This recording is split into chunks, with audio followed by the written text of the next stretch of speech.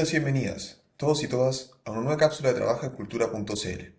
Mi nombre es Pablo Latorre y en esta ocasión vamos a hablar de derechos laborales de los artistas, conocidos como trabajadores de las culturas y las artes. Desde 2003, los trabajadores de las culturas y las artes cuentan con normas laborales especiales y diferentes a las de los trabajadores comunes. Dichas normas fueron dictadas en consideración las especiales y diferentes circunstancias en las que desempeñan sus labores.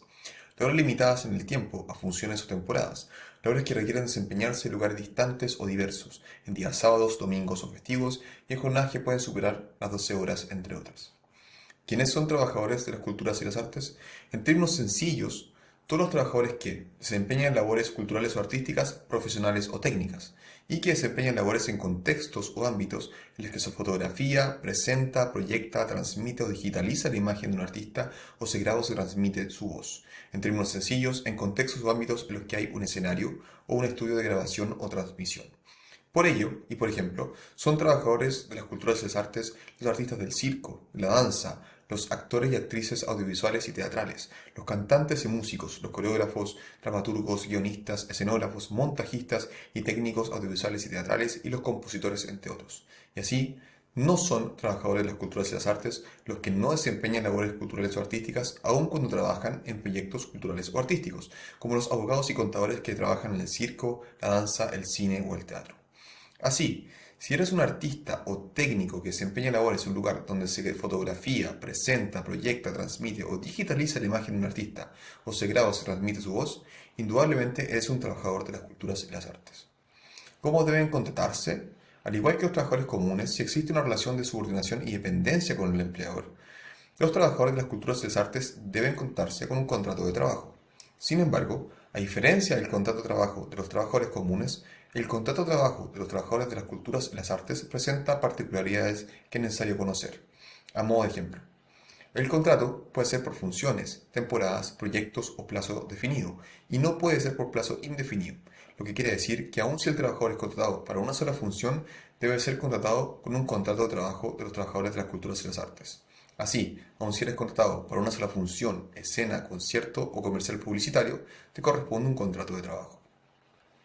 El contrato puede contemplar una jornada laboral que no cumpla con el límite de 45 horas semanales ni con el descanso dominical, con la condición de que si el trabajador desempeña labores un día domingo, debe otorgársele un descanso en otro día de la semana con una duración mínima de 33 horas continuas e ininterrumpidas. Así, si debes presentarte en el escenario o grabar una escena un día domingo, recuerda que es tu derecho laboral descansar en otro día durante un mínimo de 33 horas.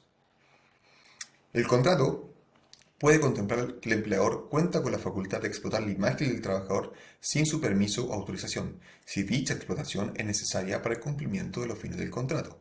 Lo que quiere decir que si el trabajador es, por ejemplo, un actor o actriz de una obra o película, el empleador puede usar su imagen para la promoción o publicidad de la obra o película, pero que si el empleador desea usarla para fines ajenos a la obra o película, requiere su permiso o autorización. ¿Cuáles son los derechos laborales de los trabajadores de las culturas y las artes? Si bien el contrato de trabajo de los trabajadores comunes es diferente al contrato de trabajo de los trabajadores de las culturas y las artes, los derechos laborales de unos y otros son los mismos. Así, los trabajadores de las culturas y las artes tienen los siguientes derechos laborales. Derecho a la remuneración, al descuento y pago de la cotización de previsión, al descuento y pago de la cotización de salud, al seguro de accidentes laborales, al seguro de cesantía, al seguro de invalidez y sobrevivencia, a los descansos semanales y vacaciones, a las gratificaciones y a la indemnización por años de servicio. Es importante recordar que todo derecho laboral es una obligación para el empleador, el que puede ser denunciado a la Dirección del Trabajo en caso de incumplimiento. ¿Cuáles son las cláusulas mínimas del contrato de trabajo?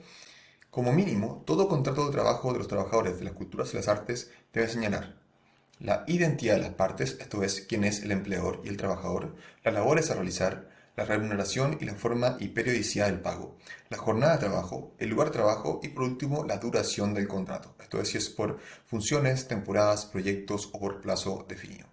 En el sitio web de la Dirección del Trabajo puedes encontrar modelos gratuitos de contratos de trabajo de los trabajadores de las culturas y las artes, incluyendo modelos especiales para el teatro y la televisión. Muchas gracias por ver esta cápsula de trabajo en cultura.cl.